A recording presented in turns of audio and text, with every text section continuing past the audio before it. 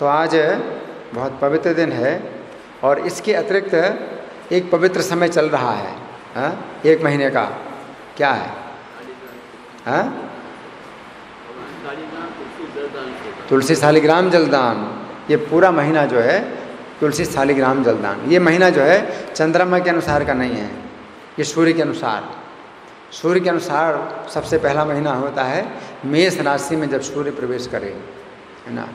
तो 15 तारीख से शुरू हुआ था, 15 अप्रैल, वही चलेगा 14 मई तक, है ना, 1 महीने का।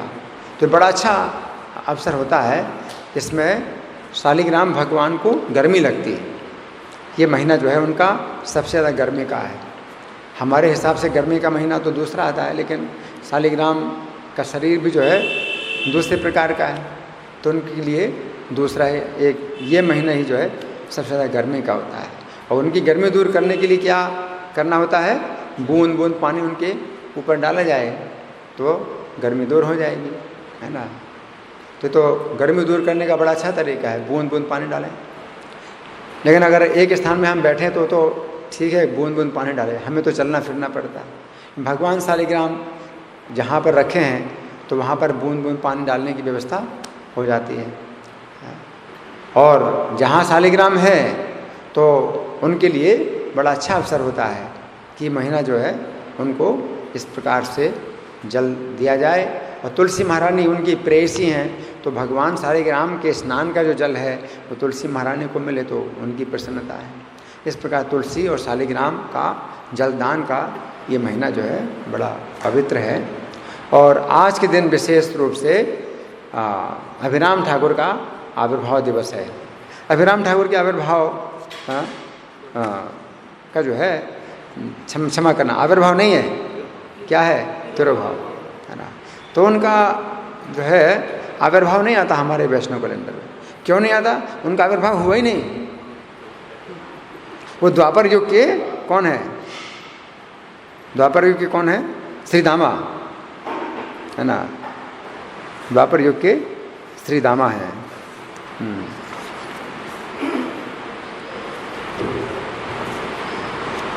इसमें लिखा है गौर गणोद्देश दीपिका में लिखा हुआ है, पुरा श्री दाम नामासीत अभिरामो अधुना महान द्वात्रिंशदा जनैरे वाह्यम काष्ठम अवाहयः। कि पूर्व काल के श्री दामा नामक गोपाल अब अभिराम ठाकुर हैं। तो पूर्व काल में जो श्री दामा थे कृष्ण के सखा, वो गौर लीला में अभिराम ठाकुर है। उन्होंने जन्म ले लिया। क्या समझे? उन्होंने जन्म नहीं लिया, इसलिए उनका आविर्भाव दिवस नहीं मनाया जाता है। और श्री दामा के रूप में भगवान कृष्ण का जब जन्म हुआ था तो उन्हीं के समकालीन है श्री दामा। तो वो जब ब्रजलीला में थे और वहाँ जो है कृष्ण के साथ खेल रहे थे, और खेल खेल में वो कुछ कारण से छिप गए या उनको छिपा दिया गया, वो चर्चा हम करेंगे उस घटना की। तो तब से वो छिपे थे। और जब भगवान चैतन्य आए वृंदावन या नित्यानंद हो, तब मिलन हुआ तो फिर वो आ गए वहाँ से। आप सोचिए, उनका तिरुभाव हुआ आज के दिन। आविर्भाव है ही नहीं। गौर लीला में उनका आविर्भाव नहीं है ना। तब से जो है वो ब्रज में ही थे, है ना। तो इसमें लिखा है कि प्राचीन काल में श्री दामा नाम के जो गोपाल थे वो गौर लीला में अभिराम ठाकुर हुए। द्वात्रिंशता जनैरे वाह्यम काष्ठम अवाहया, जिन्होंने 32 लोगों के द्वारा उठाई जाने वाली लकड़ी को अकेले उद्धारण कर ली बंसी बजाने के भाव में। जैसे कृष्ण बंसी बजाते थे तो कृष्ण के सखा भी बंसी बजाते थे, है ना। लेकिन कृष्ण की बंसी की ध्वनि अलग है, उसकी तो कोई तुलना ही नहीं है। लेकिन कृष्ण के जो सखा हैं वो भी बंसी बजाते थे। तो बंसी बजाने के भाव में जब आ गए वो, तो उन्हें कुछ मिली नहीं कोई लकड़ी बंसी जैसी। तो एक बड़ा लट्ठा था जिसको 32 लोग जो है उठा पाएंगे। उन्होंने उसको ऐसे उठाया और मुंह में लगा लिया जैसे बंसी की तरह। अब सोचिए, इतना बड़ा लट्ठा कितना लंबा, और किनारे से उठाएं तो और ज़्यादा कठिन है। बीच से तो फिर भी कोई अगर मान लो बड़ी मुश्किल से उठा पाए, ये किनारे से उठाए, क्योंकि बंसी तो किनारे से पकड़ी जाती है ना, किनारे से कैसे उठेगा?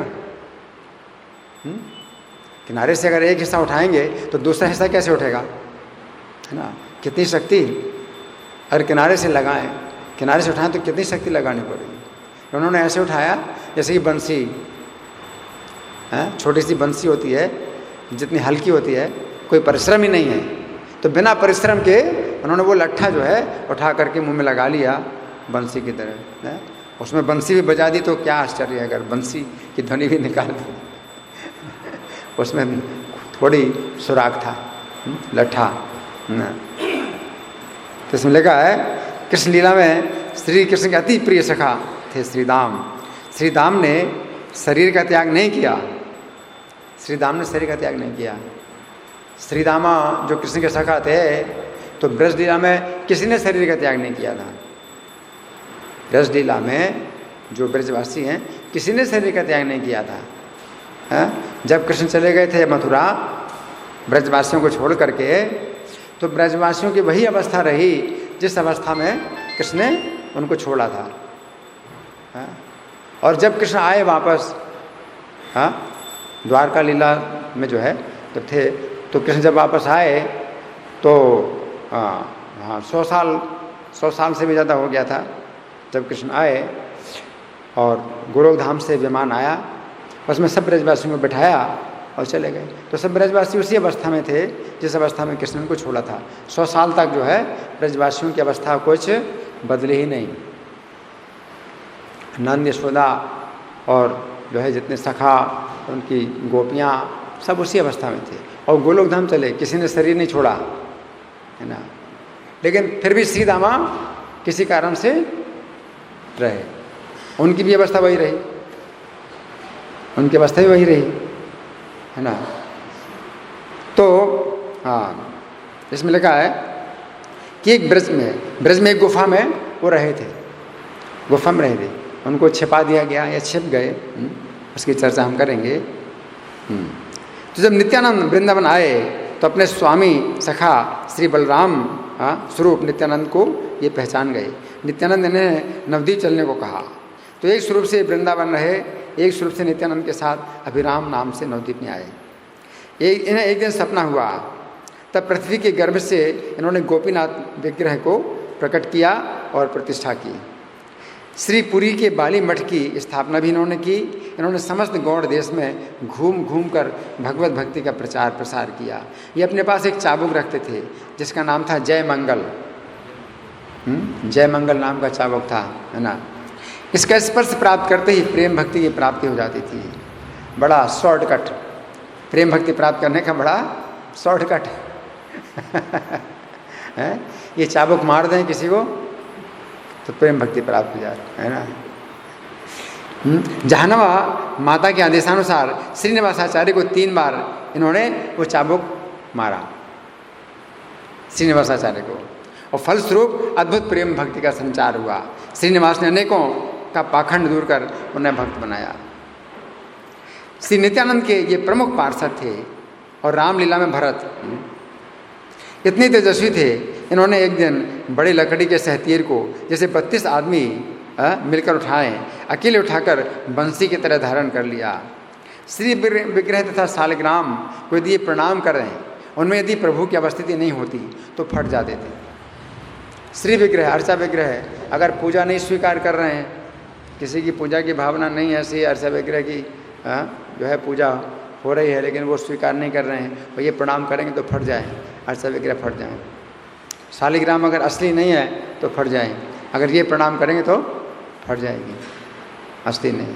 असली नकली की पहचान हो जाती थी अगर ये प्रणाम करेंगे, है ना। तो कितना आश्चर्य है।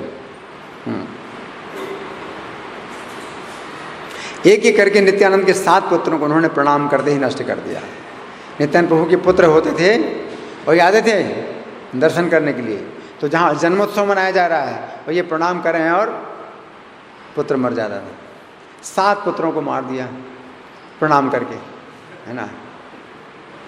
7 पुत्रों को मार दिया, इनके तेज को सहन ना कर सके। पुत्र प्राप्ति की सूचना मिलते ही प्रणाम करने आ जाते थे। प्रणाम करने आ जाते। किसी का साहस नहीं इनको मना करें अथवा कारण पूछें। ये प्रणाम कर दे और नित्यानंद प्रभु के एक एक करके 7 पुत्र जो है चले गए, शरीर छोड़ के चले गए। इसी प्रकार जब वीरचंद्र प्रभु का आविर्भाव हुआ, नित्यानंद प्रभु के 8वें पुत्र हुए वीरचंद्र, तो इन्होंने आकर उन्हें प्रणाम किया। तो इसमें कुछ बताई जाती है घटना कि जिसमें वीरचंद्र प्रभु का आविर्भाव हुआ तो सबको चिंता हो गई कि अभिराम ठाकुर आएंगे और प्रणाम करेंगे तो जो है बालक का अनिष्ट हो जाएगा। तो बालक की रक्षा के लिए सब लोगों ने निश्चित कर लिया इस बार अभिराम ठाकुर को नहीं आने देना है। तो उनको सूचना तो दिया ही नहीं, और बिना सूचना के भी अगर आए तो उनको आने नहीं देना है। तो नाविकों को कह दिया कि गंगा पार नहीं कराना। खड़दह में थे नित्यानंद प्रभु। अब इनको समाचार मिला तो विचार करते हैं कि भाई मुझे तो बुलाया नहीं गया, तो मुझे क्या करना चाहिए, जाऊं या ना जाऊं। तो उन्होंने विचार किया कि जो ब्राह्मण लोग हैं जब तक उनको नहीं बुलाया जाता वो नहीं आएंगे। मैं तो ग्वाला हूँ, मैं तो बिना बुलाया जाता हूँ। तो चल दिए। अच्छा चल दिए तो गंगा पार करने के लिए बात किया नाविकों से, भाई हमें गंगा पार करना है। बोले आप कौन हैं? बोले अभिराम ठाकुर। ओ अभिराम ठाकुर। उन्होंने अपनी नौका पानी में डुबो दी। अभिराम ठाकुर को गंगा का पार नहीं कराना है। तो ये बोले तुम लोग क्या सोचते हो कि मैं गंगा पार नहीं करूँगा? अपनी धोती डाली गंगा में और धोती में बैठ करके पार कर गए। अब गंगा पार करके आए, अब सब जो है चिंतित हो गए कि ये आ गए, ये आ गए, अब क्या होगा, अब क्या होगा, सब डर। तो नित्यानंद प्रभु जो है मिले, तो नित्यानंद प्रभु ने भी सोचा कि भाई इनको किसी प्रकार से जो है टाला जाए कि बच्चे को ना, ये बच्चे के पास ना आए। तो इन्होंने कहा कि आप बच्चे का दर्शन कराइए। नित्यानंद प्रभु ने बोले चलो पहले भोजन करो। तो भोजन कराया, तो भोजन करने बैठे तो जितना था भोजन सब खा गए। अब गांव वालों का सब कुछ, सबका भोजन खा गए। नित्यानंद प्रभु बोले क्या करते हो तुमने सब भोजन खा लिया? तो बोले तो हमें खाने के लिए कुछ मनाही क्या, हमें जितना खाना उतना खाएंगे।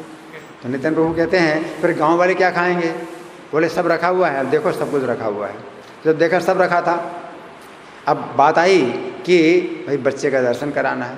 नित्यानंद प्रभु बोले कि आप क्यों बच्चे को मारने के लिए आते हो? बोले नहीं, हाँ मेरा विचार जो है बच्चे को मारने का नहीं होता है, वो तो मैं परीक्षा करता हूँ कि आपके जो है जो पुत्र हैं वो आपके ही योग्य होना चाहिए, आपके समान ही योग्य होना चाहिए आपके पुत्र को। तो मैं वो परीक्षा करने के लिए आता हूँ, आप दर्शन कराइए पुत्र का। तो पुत्र का दर्शन कराया तो प्रणाम किया तो बच्चा हंसा। तो दूसरी बार प्रणाम किया तो और हंसा। तो तीसरी बार प्रणाम किया तो और हंसा। तो बोले हाँ ये जो है पुत्र है आपका, जो कि आपके वंश की रक्षा करेगा। तो इस प्रकार से, और ये वीरभद्र प्रभु क्षीरोदक साई विष्णु के अवतार है, विष्णु तत्व, इसलिए अभिराम ठाकुर के प्रणाम को जो है स्वीकार कर सके, है ना। तो यहाँ पर ये बात आई है कि परंतु वे सहन कर गए। तब से अभिराम ने वीरचंद्र को श्रीमन महाप्रभु का द्वितीय विग्रह मान लिया और अपने रचित वीरभद्राष्टक में लिखा है। उन्होंने वीरभद्राष्टक की रचना की। अष्टक का मतलब है एक ऐसा गीत जिसमें 8 श्लोक होते हैं, उसको अष्टक कहते हैं। और अष्टक में अक्सर होता है जो प्रत्येक श्लोक के अंतिम शब्द वही होते हैं, जैसे गुरुवष्टकम। तो सबसे अंत में, हर श्लोक के अंत में क्या आता है? वंदे गुरो श्री चरणारविंदम, है ना। तो इसी प्रकार से वीरभद्र अष्टक की इन्होंने रचना की है अभिराम ठाकुर ने। और अंत में क्या शब्द आते हैं प्रत्येक श्लोक के अंत में? सोयम प्रसीदतु हरि किर वीरभद्रा। सोयम प्रसीदतु यानी वही ये जो है प्रसन्न हो। कौन? हरि किल वीरभद्रा। हरि हैं, साक्षात हरि हैं, वीरभद्र प्रभु के रूप में साक्षात हरि जो है मेरे ऊपर प्रसन्न हो, है ना। सोयम प्रसीदतु हरि किल वीरभद्रा। नित्यानंद प्रभु की पुत्री गंगा जी के संबंध में भी इनका ऐसी चरित्र है। ब्रज लीला में ये श्रीदाम सखा हैं, तो हर जगह प्रभु के दास सखाओं का अनुसंधान करते रहते थे, उनकी कौन सी वस्तु कहाँ है उसे जांचने के लिए। भगवान के सखा जो हैं, तो जो प्राचीन काल की जो अवशेष बचे हुए हैं, तो उनका जो है ये खोज करते थे। और वो जो अवशेष हैं अगर असली हैं, ऐसे कई बार ऐसे बोल देते ना कि भाई ये चैतन्य महाप्रभु का करुआ है, कोई भी कहीं भी रख दे, ये चैतन्य महाप्रभु का दंड है, ये कमंडल है, कोई चीज़ रख देते हैं और बताते हैं यही असली है।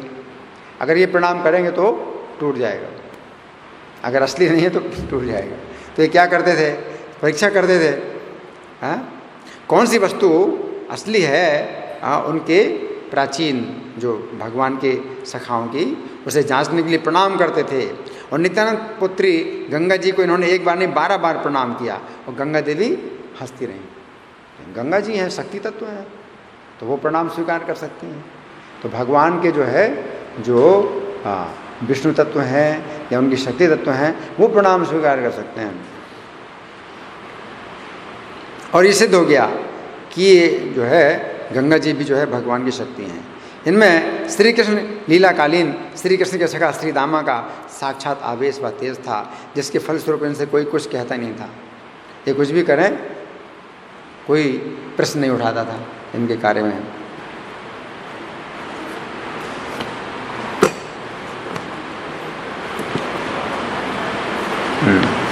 ये श्यामानंद चरित्र की एक पुस्तक है, इससे मैं पढ़ के सुना रहा हूँ कि नारायणगढ़ से श्यामानंद प्रभु अभिराम ठाकुर के श्रीपाठ के दर्शन करने के लिए खानाकुल आए। तो खानाकुल ये इनका स्थान था। बहुत से भक्तों के साथ उन्होंने गोपीनाथ जी के दर्शन किए। वही गोपीनाथ जी को अभिराम ठाकुर ने जमीन के अंदर से निकाला था। जमीन के अंदर से भी गोपीनाथ जी ने इनको संकेत दिया था कि इस स्थान में मैं दबाऊँ, नहीं तो कौन जान सकता है कि जमीन के अंदर कहाँ भगवान दबे। तो वो गोपीनाथ का दर्शन किया और श्यामानंद प्रभु प्रेम विभोर होकर प्रेम के अश्रु बहाने लगे।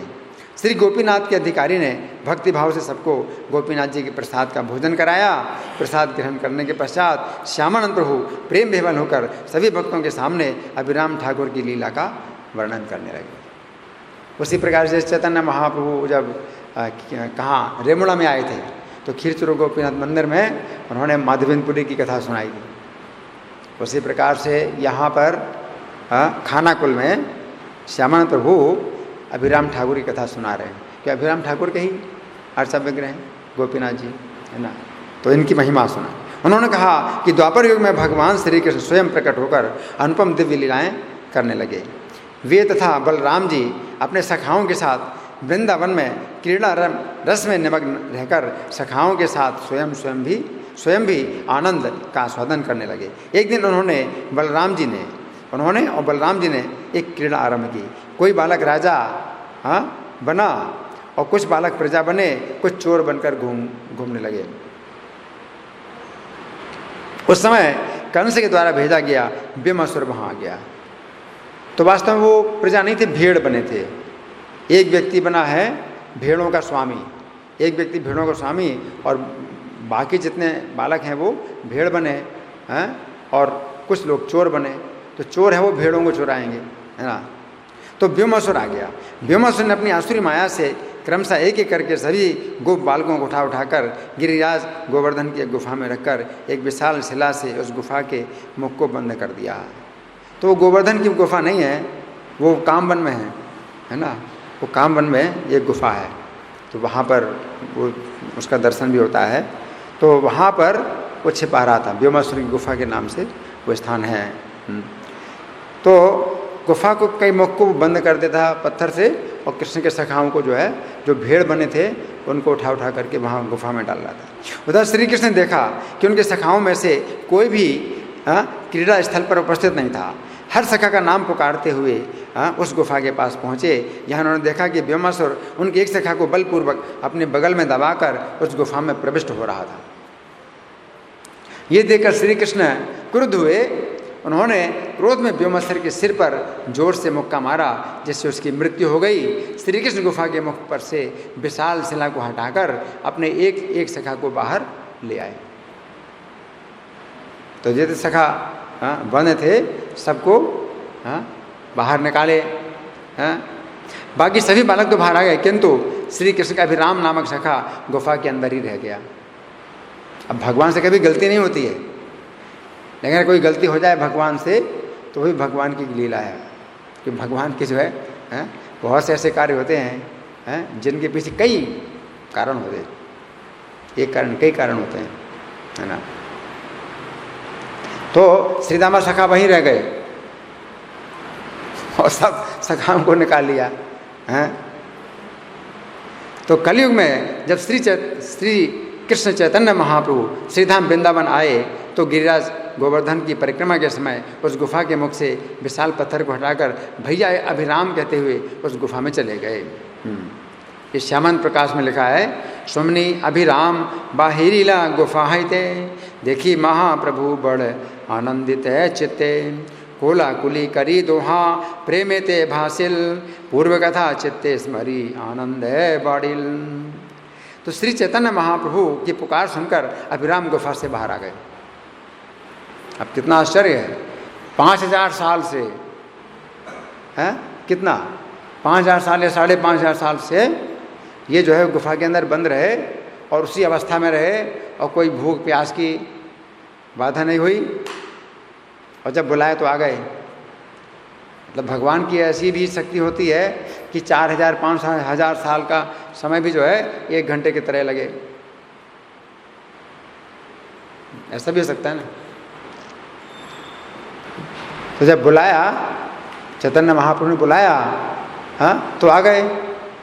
कैसे आ गए? जैसे अभी कुछ समय ही नहीं बीता, ऐसे आ गए। और दोनों एक दूसरे का आलिंगन करने लगे। द्वापर युग की कथा को याद कर के बहुत आनंद प्राप्त किया दोनों ने। चैतन्य महाप्रभु वो घटना याद कर रहे हैं। श्री गौर सुंदर ने अभिराम गोपाल को साथ लेकर श्री गोविंद जी, गोपीनाथ जी और मदन मोहन जी के दर्शन किए। अभिराम की स्तुति से आनंदित होकर गोविंद जी ने अपने गले की माला उनको दे दी। गोविंद जी, अच्छा, तो गोविंद जी का प्राकट हो चुका था उस समय जब चैतन्य महाप्रभु आए? नहीं थे। अब इसमें कैसे लिखा है, जो भी हो। चल, अभिराम गोपाल ने श्री गौर सुंदर के साथ गोविंद जी, गोपीनाथ जी, मदन मोहन जी और बलदेव जी के दर्शन किए थे, किंतु बाकी जितनी भी मूर्तियों के दर्शन करके इन्होंने उन मूर्तियों को दंडवत प्रणाम किया, वे सब एक एक करके फट गई। ये जो मूर्तियां हैं गोविंद और मदन मोहन, ये सब जो है बस जनाब ने स्वयं जो है निर्माण कराई थी, उनकी पूजा हुई थी, तो उनमें साक्षात भगवान विराजमान है। और जो दूसरी मूर्तियां थीं, अब जो भी हो, वो जो है मतलब उनमें भगवान विराजमान नहीं थे, तो वो फट गई। आर जत जत मूर्ति शेखा नेते छिल एक एक दंडवते सबे फाटी गेले, ऐसा लिखा है। अर्थात जितनी भी मूर्तियां वहाँ थीं ये सब अभिराम के एक एक दंडवत से फट गईं। श्रीधाम वृंदावन से अभिराम नीलाचल आए, वहाँ श्री जगन्नाथ ने हंसते हुए उनको अपने गले की माला प्रदान की। नीलाचल से अभिराम गोपाल श्री चैतन्य के साथ श्री विष्णुपुर गए, वहाँ उन्होंने मदन मोहन जी को दंडवत प्रणाम किया और मदन मोहन जी टेढ़े हो गए। क्या हो गए? टेढ़े हो गए। मदन मोहन जी टेढ़े हो गए हैं और फिर बोले कि अब प्रणाम ना करना। मदन मोहन जी कहते अब प्रणाम नहीं करना, इतना काफ़ी है, मैं टेढ़ा हो गया हूँ। मदन एक दंडवते बांका हैया रहिल दंडवत ना करिए बलिया कहिल। मदन मोहन जी टेढ़े पड़ गए और बोले अब दंडवत प्रणाम मत करो, इतना काफ़ी है कि मैं टेढ़ा हो गया। विष्णुपुर से श्री चैतन्य और श्री अभिराम ने बगड़ी में आकर श्री कृष्ण राय जी के दर्शन किए। अभिराम गोपाल जी ने श्री कृष्ण राय जी को जब 3 बार दंडवत प्रणाम किया तो कृष्ण राय जी ने हंसकर उनको अपने गले की माला दे दी। कृष्ण राय जी, है ना। तो जो अर्चा विग्रह स्वयं है, प्रत्यक्ष हैं, तो वो जो है इनके दंडवत प्रणाम को सहन करते हैं। एक दंडवते ते विग्रह फाटिया जाए तीन दंडवत नील बगड़ी कृष्ण राय। अभिराम ठाकुर के एक दंडवत से ही श्री विग्रह फट जाते हैं, किंतु बगड़ी के कृष्ण राय जी ने 3 बार दंडवत ग्रहण किया। बगड़ी से श्री अभिराम ने रेमुणा और कटक जाकर खीरचोरा गोपीनाथ और साक्षी गोपाल के दर्शन किए। तो ये भी साक्षात है भगवान, खीरचोरा गोपीनाथ और साक्षी गोपाल साक्षात हैं, इनके दर्शन किए। फिर जगन्नाथ जी के दर्शन करने के लिए नीलाचल आ गए। वहाँ कुछ दिन रहने के पश्चात इस खानाकुल में आए। यह इन्होंने गोपीनाथ जी की सेवा की और यहीं रहना आरंभ कर दिया। एक बार गोपीनाथ जी के पुजारी, इनका जीवन चरित्र आपने नहीं लिखा ना, तो इसमें कुछ नई बातें लिखी हैं। एक बार श्री गोपीनाथ जी के पुजारी गोपीनाथ जी को भोग अर्पण करने के बाद, सुनिए ध्यान से, बड़ी आश्चर्य की घटना है। सुन रहे हैं? नींद आ रही है? गोपीनाथ के पुजारी, इन्होंने तो गोपीनाथ जी को निकाला जमीन से, लेकिन अभी गोपीनाथ का पुजारी दूसरा है और इनकी देखरेख में वो पूजा कर रहा है। तो गोपीनाथ के पुजारी श्री गोपीनाथ को भोग अर्पण करने के बाद भोग हटा करके स्नान करने चले गए। भोग लग गया और पुजारी कहाँ चला गया? स्नान करने चला गया। इसी बीच एक बिल्ली आकर प्रसाद को खा गई। अब प्रसाद को खाया, जूठा कर दिया या पूरा खाया, जो भी हो, बिल्ली ने खाया। और ब्राह्मण पुजारी का घर मंदिर के पास ही था। सुना ध्यान से, पुजारी का घर मंदिर के पास था और पुत्रवधियों, नातिनों से भरा पूरा था। पुजारी की सबसे छोटी पुत्रवधू घर की रसोई का काम करती थी। उसी दिन वो पुत्रवधू घर आए, आत्मियों को भोजन कराकर और अपने भोजन के लिए सारे पदार्थ एक पत्तल में रखकर स्नान करने चली गई। बहू जिसने बनाया भोजन सबसे बाद में प्रसाद खाएगी, है ना, तो उसने सबको भोजन करा दिया। उसके बाद फिर अपना जो है भोजन पत्तल में रख करके स्नान करने चली गई। और पुत्र वधू द्वारा अपने लिए पत्तल में रखे कुछ भोजन को वही बिल्ली खा गई। कौन बिल्ली? जिसने गोपीनाथ जी का प्रसाद पाया था, तो वो जूठा कर दिया। तो अब क्या हो गया? ये भी जो है, इसमें भी वो आ गया, मतलब वो गुण आ गया। तो इस बात का उस वधू को पता नहीं चला। स्नान सारे बधु अन्न करी ले भोजन, भक्ष्य मात्र कृष्ण प्रेम हाइल उद्दीपन, छड़े हासे नाचे कांदे भूमे गड़ी जाए, बातुल हैया दांडे दांडे ते बेड़ाए। स्नान करके बधू ने जो ही अन्न खाया उसमें श्री कृष्ण प्रेम उदित हो गया। अब हंसने लगती है, कभी रोने लगती है, कभी नाचने लगती है, कभी लौटने लगती है, कभी पागलों की तरह बाहर रास्ते में घूमने लगती है। तो बड़ी लज्जा की बात है, घर की बधू और जो है बाहर रास्ते में ऐसे घूमे जैसे मतलब पागल की तरह घूम रही है, निर्लज्ज होकर के घूम रही है। तो और उसको भी पता नहीं है कि उसको कृष्ण प्रेम आ गया। मतलब कभी कृष्ण प्रेम की ऐसी भी गति होती है विचित्र, कि उसको भी पता नहीं कि मुझे कृष्ण प्रेम प्राप्त हो गया है, और कोई नहीं समझ पा रहा है इसको कृष्ण प्रेम प्राप्त हो गया है ना। वधू के ऐसे उन्माद को देखकर पुजारी ने ये अनुमान लगाया कि इसको भूत प्रेत की बाधा है। पुजारी ने क्या सोचा कि मेरी बहू को भूत प्रेत की बाधा हो गई। ऐसे तो हंसेगी नहीं, अपने ससुर के सामने ही हंसे और चिल्लाए नाचे, हैं, ये क्या हो रहा है, इसको तो भूत प्रेत लग गया है। तो पुजारी ने सोचा भूत प्रेत की बाधा है। ओझा को बुलाकर अनेक प्रकार से झाड़ फूंक कराई, किंतु 3 दिन से अधिक समय बीत जाने पर भी कोई परिवर्तन नहीं हुआ। कि भूत प्रेत तो था ही नहीं, तो क्या होगा? वो तो कृष्ण प्रेम का उसको प्रभाव था।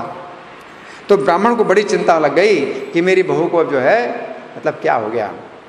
तो एक दिन अभिराम गोपाल ने ब्राह्मण से उसकी पुत्रवधू के स्वास्थ्य के विषय में पूछा। तो ब्राह्मण ने उनको बताया कि उसकी पुत्रवधू को भूत की बाधा है, भूत की बाधा लग गई है। ये सुनकर अभिराम गोपाल हंस पड़े, बोले तुम्हारे घर में श्राद्ध का चावल है, तुम उस चावल में अन्न उबालकर वधू को खिलाओ, उससे उसका पागलपन ठीक हो जाएगा, वो पहले जैसे स्वस्थ होकर घर में रहेगी। सुनना ध्यान से, अभिराम गोपाल ने क्या कहा, तुम्हारे घर में क्या है? श्राद्ध का चावल है, उसको पका करके खिलाओ तो उसको बाधा दूर हो जाएगी, पागलपन ठीक हो जाएगा। अभिराम गोपाल जी के निर्देशानुसार ब्राह्मण ने प्रेत श्राद्ध चावल में का अन्न उबालकर अपने पुत्रवधू को खिलाया, जिससे आश्चर्यजनक रूप से उन्मत्त अवस्था त्याग कर पहले की भांति शांत हो गई, लज्जाशील हो गई। वधू को तो लज्जाशील होना ही चाहिए ना, हमेशा पर्दा करे, घूंघट काढ़े ससुर के सामने, है ना।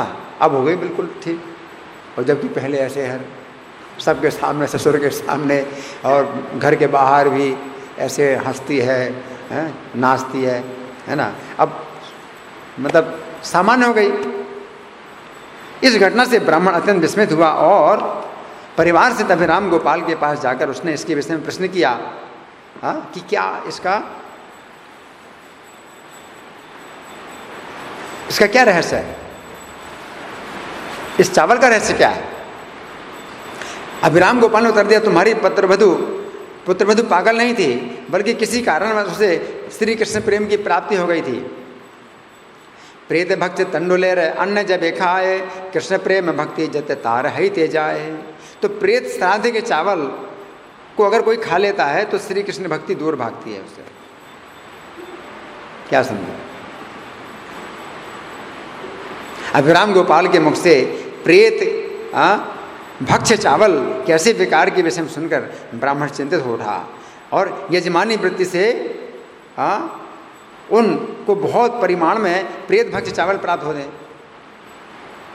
श्राद्ध के चावल बहुत प्राप्त होते हैं, जिन्हें वे अपने घर ले आते थे, उसी से रसोई करके पूरा परिवार भोजन करता था। ब्राह्मण ने कातर होकर अभिराम गोपाल की शरण ग्रहण की। अभिराम गोपाल जी ने उस ब्राह्मण से यजमानी वृत्ति छुड़वाकर उनको दीक्षा प्रदान की। अभी बंद करो तुम श्राद्ध का जो है। इस घटना के कुछ दिन पश्चात अभिराम गोपाल जी ने उन पुजारी को ही गोपीनाथ की सेवा अधिकारी के रूप में नियुक्त कर दिया। अब तुम सेवा के अधिकारी हो। इसने टेम्परेरी पुजारी था वो उस समय, अब परमानेंट पुजारी बना दिया। दीक्षा भी थी, परमानेंट पुजारी बना दिया उसको, है ना। तो इस तरह से श्यामानंद प्रभु ने ये घटना अभिराम गोपाल के बारे में बताई, है ना।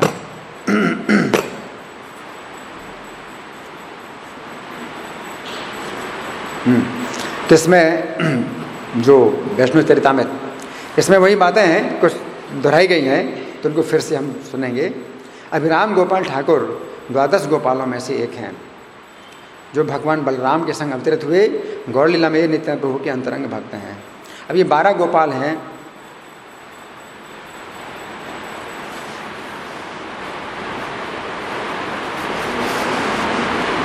ये जो 12 गोपाल हैं कृष्ण की लीला में, तो गौर लीला में कौन है उनकी एक सूची है, इसको आप सुनिए। सबसे पहले श्री दामा सखा का नाम आता है 12 गोपालों में। कौन? श्री दामा सखा, जो ब्रज लीला में थे। गौर लीला में कौन है वो? अभिराम ठाकुर, जिनका आज तिरुभाव दिवस है ना। फिर दूसरे हैं सुदामा सखा। ये द्वारका के सुदामा नहीं है, ये ब्रज लीला के सुदामा गोपाल, वो तो ब्राह्मण है, द्वारका के सुदामा। तो ब्रज लीला के जो सुदामा सखा हैं, ये गौर लीला में सुंदरानंद हैं। कौन? सुंदरानंद। इनका नाम हमारे वैष्णव कैलेंडर में नहीं आता। फिर तीसरे महाबल सखा, जो ब्रज लीला में थे। गौर लीला में कमलाकर पिप्पलाई, इनका भी नाम हमारे वैष्णव कैलेंडर में नहीं आता है। फिर चौथे हैं सुबल सखा, ब्रज लीला में। गौर लीला में है गौरीदास पंडित। इनकी बहुत चर्चा होती है हमारे जो है वैष्णवों के चरित्र में। फिर 5वें अर्जुन सखा, ये अर्जुन गोपाल हैं, कुरुक्षेत्र के अर्जुन नहीं है। अर्जुन सखा, ये गौर लीला में परमेश्वर दास। फिर 6वें वसुदामा सखा, जो ब्रज लीला में है। गौर लीला में धनंजय पंडित। 7वें महाबाहु सखा, तो गौर लीला में है महेश पंडित। 8वें स्तोक कृष्ण सखा, ये गौर लीला में पुरुषोत्तम दास। 9वें लवंग सखा गौर लीला में, तो क्षमा करना, ब्रज लीला में लवंग सखा और गौर लीला में काला कृष्णदास। 10वें ब्रज लीला में है दामा सखा और गौर लीला में है पुरुषोत्तम नागर। 11वें सुबाहु सखा, गौर लीला में उदाहरण दत्त। और 12वें कुसुमासव सखा, जो गौर लीला में है खोला बेचा स्त्रीधर। इस प्रकार से 12 जो गोपाल हैं, विशेष भगवान कृष्ण बलराम के संगी हैं, तो वे गौर लीला में अलग अलग नाम से अवतरित हुए हैं। तो 12 गोपालों में से, है ना। तो ये जो है नित्यानंद प्रभु के अंतरंग भक्त। एक दिन सख्त रस के आवेश में अभिराम ने एक ग्वाल बाल की भांति बंसी बजानी चाहिए। जंगल में खोजने पर इन्हें एक लट्ठा मिला जिसे 16 व्यक्ति भी नहीं हिला सके। हाँ, उसमें लिखा ना गौर गणोपदेश दीपिका में कि 32 लोग उठा पाएंगे वो लट्ठा। हाँ, सबको आश्चर्यचकित करते हुए अभिराम ने वो लट्ठा एक उठा लिया और बंसी के रूप में बजाने लगे। एक ग्वाल बाल के भाव में अभिराम गोपाल जय मंगल नामक चाबुक धारण कर लेते। उसका स्पर्श करने वाले व्यक्ति में कृष्ण प्रेम संचारित हो जाता। श्रीनिवासाचार्य को इसी प्रकार शुद्ध कृष्ण प्रेम की प्राप्ति हुई। अभिराम गोपाल गौड़ी वैष्णवों के एक शक्ति संपन्न आचार्य थे। नास्तिक और निंदक इन्हें देखते ही भय से भाग खड़े होते। नास्तिक निंदक अगर कोई नास्तिक है कहे कि मैं भगवान हूँ, मुझे प्रणाम करो, अभिराम गोपाल कहेंगे हाँ ठीक है प्रणाम करके ही मार देंगे उसको तो भाई से भाग खड़ा होगा, बहुत डरेगा कि भाई इनके सामने कुछ बात नहीं करना चाहिए प्रणाम करके ही मार देंगे कोई कहेगा कि भाई हम भी भगवान हैं, तुम भी भगवान हो, समझ अच्छा तुम भगवान हो हैं, और प्रणाम करेंगे उसे मार देंगे और कोई केस भी नहीं चलेगा। कौन केस करेगा? कौन केस करेगा कि भाई इन्होंने प्रणाम करके मार दिया, और कौन विश्वास करेगा? तो सब लोग डर से भाग खड़े होते थे। नित्यानंद प्रभु के सर्वाधिक प्रबल प्रचारक थे। प्रकांड शास्त्रवेत्ता होने के साथ साथ गीत, संगीत और नृत्य में पारंगत थे। अभिराम अपने घर का उपयोग प्रचार और वैष्णव सेवा में करते थे, निद्रा हेतु नहीं करते थे।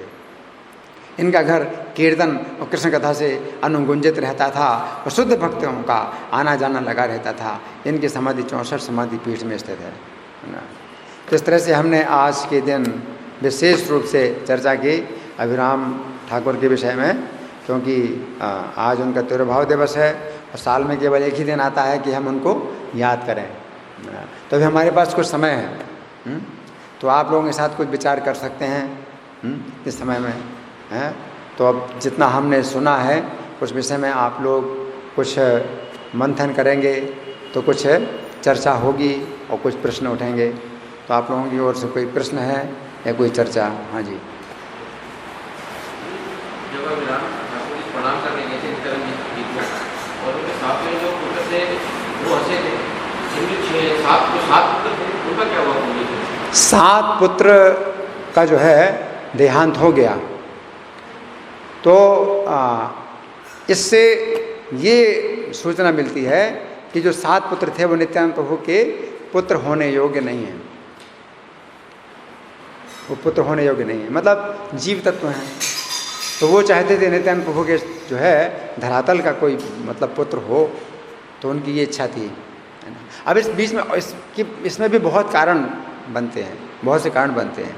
जैसे कंस ने देवकी के 6 पुत्र मार डाले, तो वो 6 पुत्रों का जो है कुछ और भी पहले से कुछ कारण था कि वो होंगे ऐसा। तो वो सब जो है कारण, एक घटना में बहुत से कारण होते हैं, तो हम लोग तो सब नहीं जानते कारण। लेकिन यहाँ पर एक बात जो है समझ में आती है वो ये है कि अगर ये प्रणाम करें और इनके बराबर के स्तर का, इनसे बढ़कर के स्तर का कोई व्यक्ति नहीं है तो वो नष्ट हो जाएगा। तो एक तरीका ये भी होता है कि भाई अगर अपने से बड़े कोई प्रणाम करें तो आप भी प्रणाम करो जल्दी से, डर के मारे, नहीं तो मेरा अपराध हो जाए। वो मुझे प्रणाम कर रहे हैं और मैं उनको प्रणाम ना करूं तो वो जो है अपराध हो जाएगा, है ना। तो यहाँ पर एक सामान्य सिद्धांत यही है कि अपने से ऊपर के धरातल का कोई व्यक्ति अगर हमें प्रणाम करता है तो हमें पहले से प्रणाम करना चाहिए, है ना।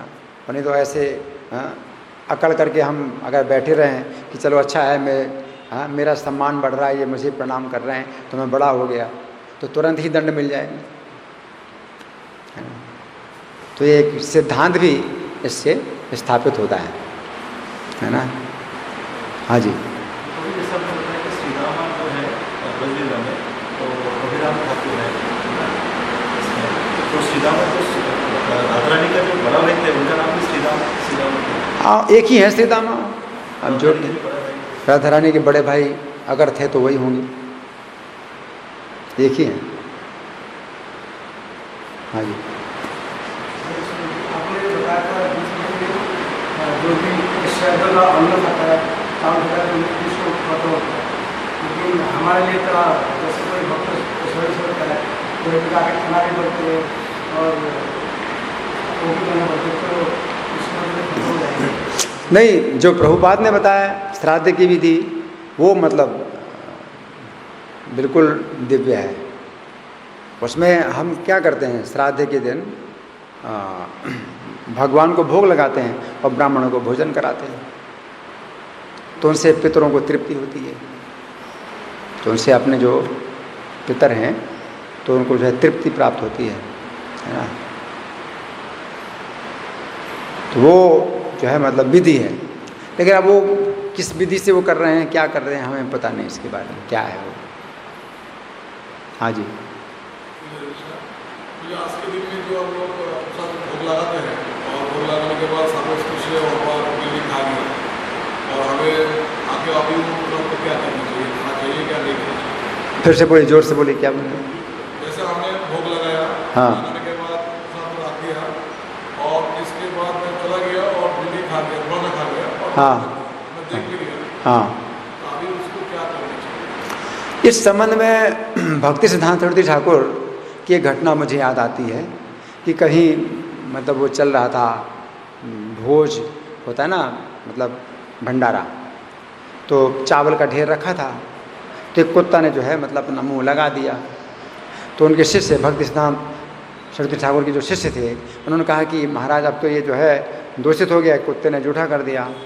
तो भक्ति सिद्धांत सरस्वती ठाकुर बोले कि प्रसाद कभी जूठा नहीं होता, और जहाँ कुत्ते ने मुंह लगाया था वहीं से कुछ दाने निकाल के उन्होंने अपने मुंह में डाल लिए। तो इस तरह से भी विचार किया जाता है, वो विचार भी होता है, लेकिन एक विचार ये भी है, तो हम विचार कर सकते हैं क्या करना है क्या नहीं करना है, एक विचार ये भी है, ठीक है ना।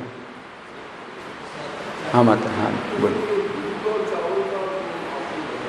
दूध चावल का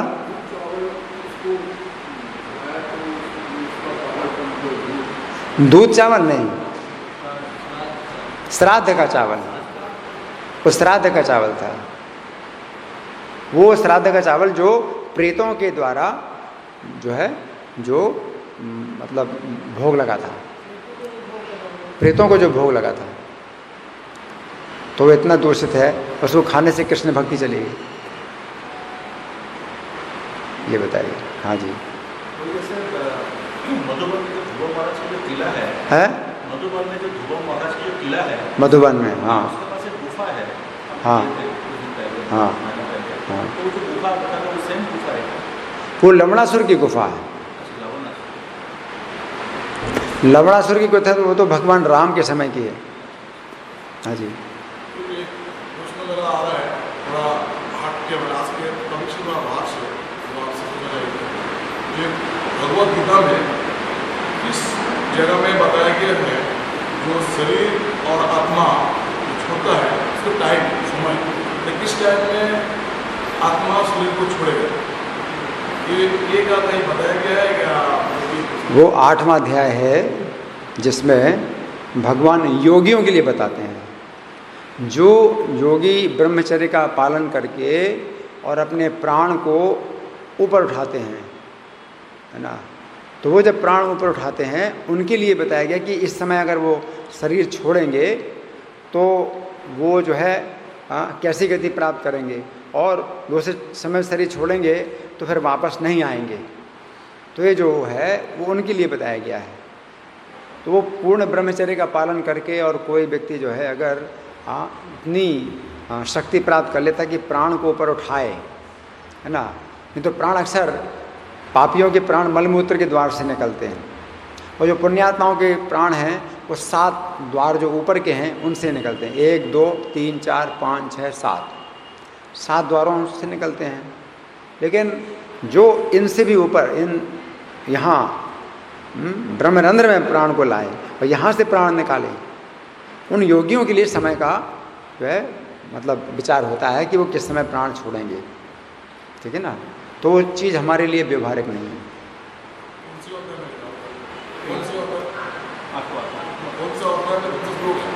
कौन से अवतार में? 8वां अध्याय, 8वें अध्याय में 23 श्लोक संख्या 23 से ये चर्चा आती है। ठीक है, हाँ जी।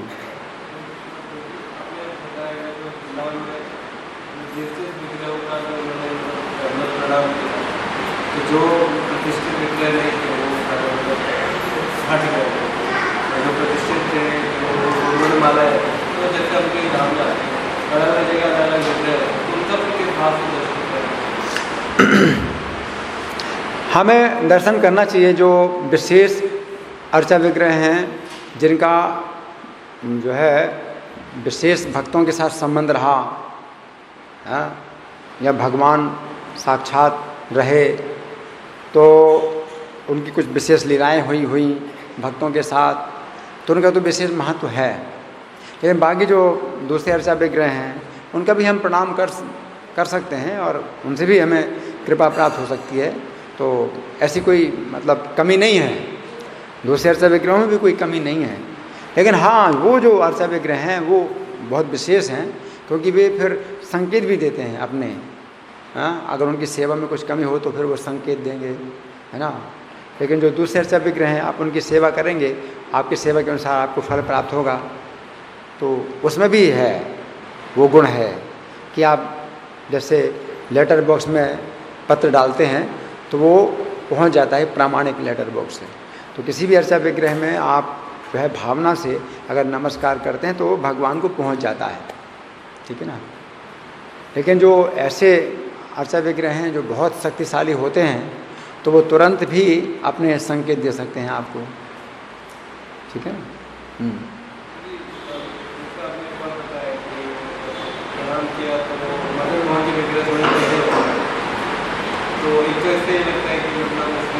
मदन मोहन की विग्रह ये लीला है उनकी, हंस रहे हैं भगवान और उनका सम्मान भी कर रहे हैं कि तुमने मुझे प्रणाम किया इसलिए मैं टेढ़ा हो गया, मदन मोहन जी। और फिर कह रहे हैं कि अब प्रणाम ना करो, अब प्रणाम ना करो मुझे।